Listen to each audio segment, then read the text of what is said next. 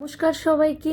আজ আপনাদের সাথে একটা ব্লগ শেয়ার করতে চলেছি। এটা হচ্ছে দুবাই পুলিশের গাইডলাইন, স্কুল বাস সম্বন্ধে। গাইডলাইনটাই লেখা আছে আপনি কোনো স্কুল বাসকে ওভারটেক করতে পারবেন না। ইভেন্ট স্কুল বাসগুলোর প্রত্যেকটা দরজার সামনে একটা স্টপ বাটন আছে, ওটাকে ফলো করতে হবে।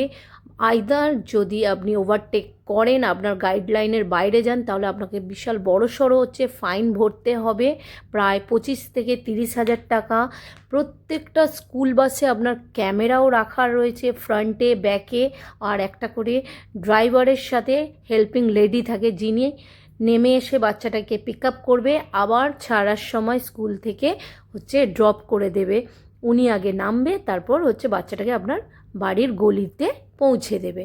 এই হচ্ছে এখানকার নিয়ম। এছাড়াও পুরো বাসটাকে কন্ট্রোল রুম থেকে কন্ট্রোল করা হয়, কোনো হচ্ছে ড্রাইভার বা হেল্পিং লেডি মিসবিহেভ করছে কিনা বাচ্চাদের সাথে।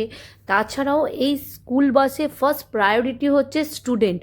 টিচারদেরকেও উইন্ডো সিট দেওয়া হয় না। আমার মেয়ে তো বলছিল, মা জানো, ওই আন্টিটা বলছিল যে টিচারদের জন্য উইন্ডো সিট নয়, শুধুমাত্র বাচ্চাদের জন্য উইন্ডো সিট। কত বাস দেখুন এখানে, এক একটা স্কুলে প্রায় 15 থেকে 20টা বাস সারি সারি পুরো লাইন দিয়ে দাঁড়িয়ে থাকে। ছুটির সময় বাসগুলো স্কুলের ব্যাকে চলে যায়।